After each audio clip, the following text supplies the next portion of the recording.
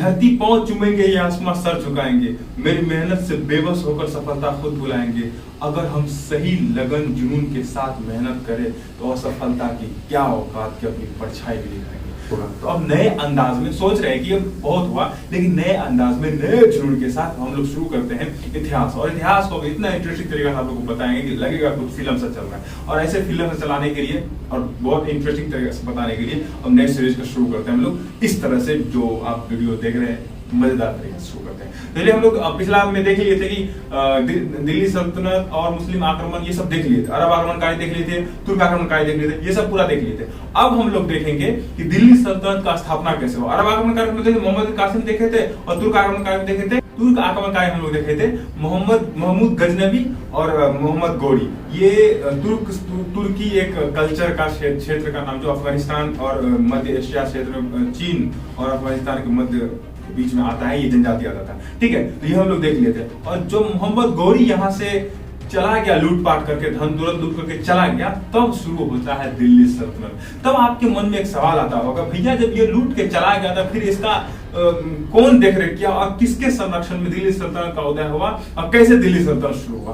तो आज हम लोग जानते हैं इसी चीज को कि दिल्ली सल्तनत कैसे फैला और कब तक रहा, कैसे कैसे क्या हुआ। अगर आप जनरल कमिश्न की तैयारी करते हैं तो मेरा सबसे पहले आपका होगा कि सबसे पहले चैनल सब्सक्राइब कर दीजिए, ताकि नया नया अब इस तरह से जो आप लोग को दिमाग घुसाने का जब वीडियो आपके पास जाए तो सबसे पहले आपके पास जाए। चलिए हम लोग शुरू करते हैं।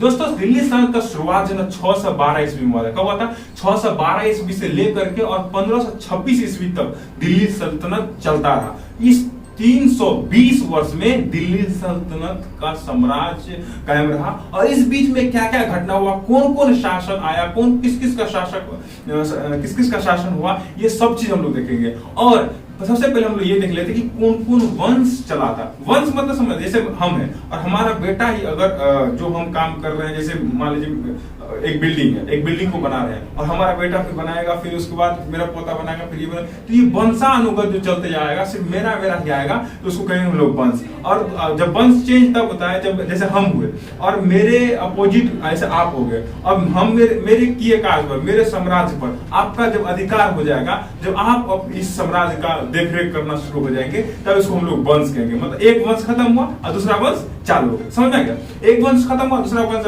मतलब कि एक खून का जब एक रिश्ता का खत्म हो गया, दूसरा रिश्ता वाला जब चालू, दूसरा खून का जब चलना शुरू हो गया, उस पर हक अधिकार जब चलना शुरू हो गया, तो उसको हम लोग कहेंगे वंश। तो दिल्ली सल्तनत का शुरुआत 1206 ईस्वी में हुआ था, जिसका शुरुआत कुतुबुद्दीन ऐबक किया था। ठीक है, ये तो हम लोग पूरा बढ़िया देखेंगे, लेकिन पहले देखते हैं हम लोग वंश कौन कौन चलता है। पहला वंश जो चला था गुलाम वंश। गुलाम वंश को गुलाम वंश इसलिए कहा जाता है क्योंकि कुतुबुद्दीन ऐबक जो था मोहम्मद गौरी के गुलाम थे। गौरी वही तुर्क आक्रमणकारी में देखे ना हम लोग, तुर्क आक्रमणकारी में जो भारत को लूटने के लिए आया था, इसका गुलाम था ऐबक, कुतुबुद्दीन ऐबक। जो जब मोहम्मद गौरी लूट करके चला गया था, तब ये जो है यहाँ दिल्ली की सुबेदार बना करके यहाँ पर रह गया था। जब मोहम्मद गौरी को वो बेटा नहीं था, बेटी था। ऐबक क्या किया, उसकी बेटी को पटिया लिया, उसकी बेटी को पटा करके और उससे शादी कर लिया। जब शादी कर लिया तब तो भैया जो लूटा हुआ क्षेत्र उसका कोई अधिकार होगा ना मरने के बाद। 612 से उसका मृत्यु हो जाता है, तब दिल्ली सल्तनत पर ऐबक अपना साम्राज्य विस्तार करता है और तब धीरे धीरे साम्राज्य कायम होता है। इसीलिए गुलाम जो इस वंश को चलाया, इसलिए इसको कहता है गुलाम वंश। ठीक है, गुलाम वंश का शुरुआत हुआ था 1206 ईस्वी में और इसका अंत हो गया 1290 ईस्वी में, इसका अंत हो गया। हम लोग एक एक करके देखेंगे इस वंश में कौन कौन राजा शासक आया, वो भी हम लोग देखेंगे। दूसरा वंश हुआ खिलजी वंश। खिलजी वंश 1290 ईस्वी में शुरू हुआ और 1320 ईस्वी में खत्म हुआ। ईस्वी में 1290 ईस्वी में शुरू हुआ, 90 में किसका खत्म हुआ, गुलाम खत्म हुआ, और 1320 ईस्वी में इसका खत्म हुआ। उसके तुगलक वंश हुआ। उसके बाद तुगलक वंश जब शुरू हुआ था 1320 ईस्वी में शुरू हुआ और 1414 ईस्वी में खत्म हो गया। 1320, दिमाग थोड़ा सा कॉन्सेंट्रेट रखिएगा, जरूर हो जाएगा। हम कोशिश करेंगे आप लोग को याद करते जाए, क्योंकि जब एक ही वीडियो में आपको याद हो जाए और समझ में आ जाए तो ये मजे की बात होता है। इसलिए मैं बोलते पहले सब्सक्राइब कर लीजिए, क्योंकि ये इसी तरह का चलवे करेगा। ठीक है ना? तो 1320 ईस्वी में शुरू हुआ और 14 ईस्वी में खत्म हो गया। कौन सा? तुगलक वंश। इसको ट्रिक भी देखेंगे कौन कौन वंश कब चला है। ठीक है, सैयद वंश उसके बाद आया। सैयद वंश 14 ईस्वी में शुरू हुआ और 1451 ईस्वी में फिर खत्म हो गया। फिर उसके बाद लोधी वंश। इस वंश के अंतिम शासक क्या बोलते हैं, दिल्ली सल्तनत के अंतिम शासक जो आया लोधी वंश आया। और आपको याद होगा पानीपत का प्रथम युद्ध, तो इब्राहिम लोधी और बाबर के बीच जो पानीपत का प्रथम युद्ध 1526 ईस्वी में हुआ था, तो उसी में लोधी वंश का खत्म होता है, यानी कि दिल्ली सल्तनत ही खत्म होता है। उसके बाद फिर बाबर ओवर चलने लगता है, फिर इधर चलता है, फिर देखेंगे इधर बाद में हम लोग देखेंगे। ठीक है ना, फिर ये शुरू हो जाता है। तो अब हम लोग देखेंगे आपको एक ट्रिक कैसे देखेंगे। तो एक हम ट्रिक के लिए एक कैरेक्टर डिफाइन किए हैं, उसमें कैरेक्टर में जाकर हम लोग देखते हैं तो फिर मजा आएगा। देखिए, दो सखी थे, टीना और मीना।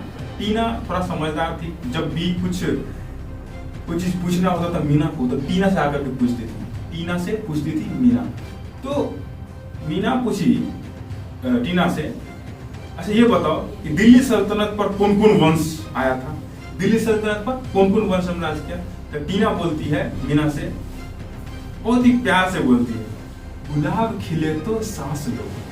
इसको समझ में आया, गुलाब खिले तो सांस लो, मतलब क्या गुलाब खिले तो सांस लो। तब बोलता है, तब जब इसको समझ में नहीं आता, मतलब पूरा बताओ, गुलाब खिले तो सांस लो। ठीक है, पूरा बताओ। तब बताया गुलाब से हो गया आपको गुलाम वंश, याद रहेगा बबुआ, गुलाब से हो गया गुलाम वंश। गुलाब खिले तो सांस लो, याद करो, गुलाब खिले तो सांस लो। टीना बोली मीना से, गुलाब खिले तो सांस लो, एकदम रोमांटिक मूड में, गुलाब खिले तो सांस लो। तो गुलाब से हो गया गुलाम वंश, खिले से हो गया खिलजी वंश, तुगलक से हो गया क्या बोलते, तो से हो गया तुगलक वंश, और सांस लो से हो गया सैयद वंश, और अंतिम हो गया लोधी वंश। तो आपको वंश याद आ गया, गुलाब खिले तो सांस लो, गुलाब से हो गया गुलाम वंश, खिले से हो गया खिलजी वंश, और तो से हो गया तुगलक वंश, और सांस से हो गया सैयद वंश, अंतिम हो गया लो से लोधी वंश। ये हो गया। उसके बाद पूछती है, पहले हमको ये बता दो, कौन टीना से पूछती है मीना, पहले ये बता दो कि इस वंश का संस्थापक कौन था। तो ये भी एक कोड भाषा में ट्रिक पर जवाब देती है कि एवक जल गया खीबो से। क्या बोलती है, एवक जल गया खीबो से, एवक जल गया खीबो से। तो इसको फिर और समझ में नहीं आया, तब फिर बोलती है कि हमको समझा करके भैया डिटेल में बोलो, इतना तेज नहीं है जैसे आप लोग, हम लोग तेज नहीं है कि एक बारी में याद हो जाएगा इसका, लेकिन एक बार देख लेंगे तो जरूर याद हो जाएगा। ठीक है ना, एवक जल गया खीबो से। अब एवक जल गया खीबो से, तो अब इसको तोड़ के बताना पड़ा है इसको। एवक से हो गया कुतुबुद्दीन एवक, एवक जल गया खीबो से, एवक से हो गया, और गैस हो गया गयासुद्दीन, और खीबो से हो गया खिजर खां, फारसी का से हो गया खिजर खां, और वो से हो गया बहलोल लोधी। से ये नहीं है तो हो गया। एक बार फिर से बढ़िया देख लीजिए, एवक जल गया खीबो से, कौन बोला, टीना बोली मीना से, एवक जल गया खीबो से।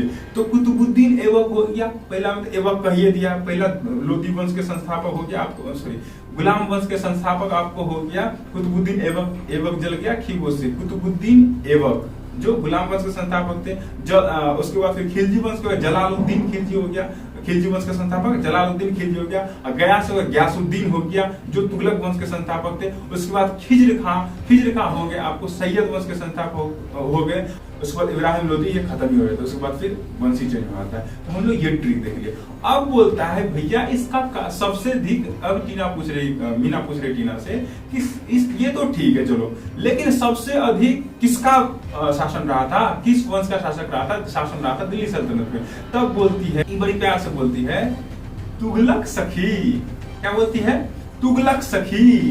तब कहती है तुगलक सखी मीन्स, तब ये बड़ा डिफाइन करके बोलते हैं कार्यकाल, कि सबसे पहले ज्यादा अगर किसी का कार्यकाल रहा तो तुगलक वंश का रहा। परसु का हो गया तुगलक वंश, सबसे अधिक ज्यादा जो शासन किया वो कौन किया, तुगलक वंश किया। ठीक है, सबसे अधिक लंबा कार्यकाल की बात हम कर रहे हैं, जो ज्यादा कार्यकाल तक शासन किया। तो से हो गया तुगलक वंश, सबसे अधिक किया था, सबसे अधिक राज किया था ये। उसके बाद गौ से हो गया गुलाम वंश, दूसरा श्रेणी में, दूसरा टाइम पीरियड में गुलाम वंश हो गया। उसके बाद लौ से हो गया लोधी वंश, लौ से लोधी वंश हो गया, जिस सबसे अंतिम वंश है ये, इसी का बाबर पानीपत युद्ध में खत्म किया था। ठीक है, उसके बाद कौ से तो कोनो वंश नहीं, तो याद रख लीजिएगा आप लोग, कौ से कोनो वंश नहीं है, कौ से नहीं है। और सौ से हो गया सैयद वंश, और खौ से हो गया खिलजी वंश। तो ये आप लोग पूरा अच्छा तरीका से देख लिए। अब हम लोग शुरू करेंगे गुलाम वंश, एक एक करके देखेंगे। जैसे ये पूरा अभी देख लिया, ट्रिक बाय ट्रिक याद भी हो जाएगा आपको।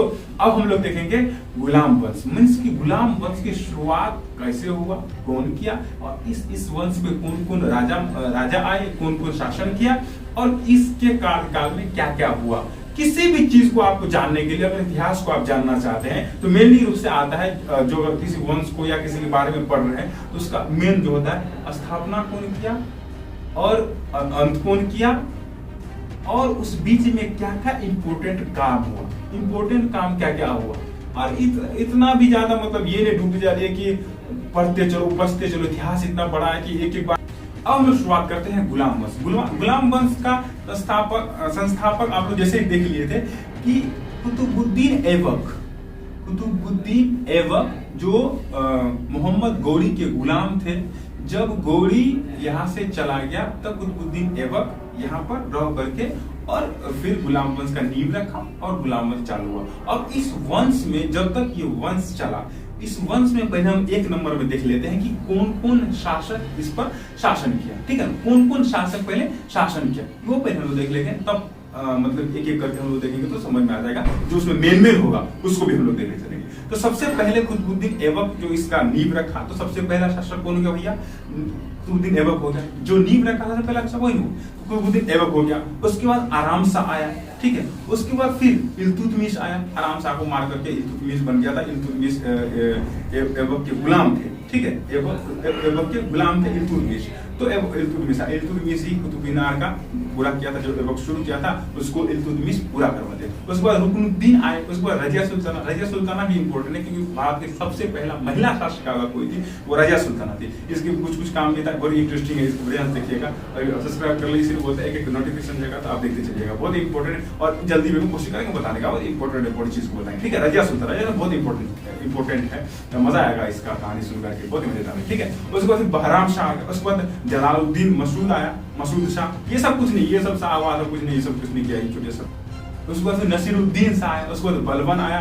बलबन भी बहुत ही उसका जो साम्राज्य विस्तारित नीति के थे, और जब ये जो इसका शासन प्रशासन व्यवस्था था बहुत ही मजेदार है। ये दूसरा था, घुस करके 40 में घुस करके और उसके बाद ये फिर अपना सत्ता स्थापित किया था। ये बहुत क्या होता है नीति से अपना स्थापित किया था। ये दूसरे अधिक थे, मतलब दूसरे साइड से थे, मतलब एक बाप की बटाने दूसरे साइड से थे, ठीक है ना। ये देखेंगे, उसके बाद देखेंगे कैकुबाद है और उसके बाद क्यूमर्स देखेंगे। कैकुमस को मार करके जलालुद्दीन फिरोज खिलजी वंश का स्थापना करता है। और खिलजी वंश जो आप देखोगे अलाउद्दीन खिलजी जो ये सबसे खतरनाक है, ये भी हम लोग देखेंगे, ठीक है। ये देखिए, अब उसके बाद देखेंगे कि तो देख लिए यही हम लोग का शासक आया, ये देख लिए।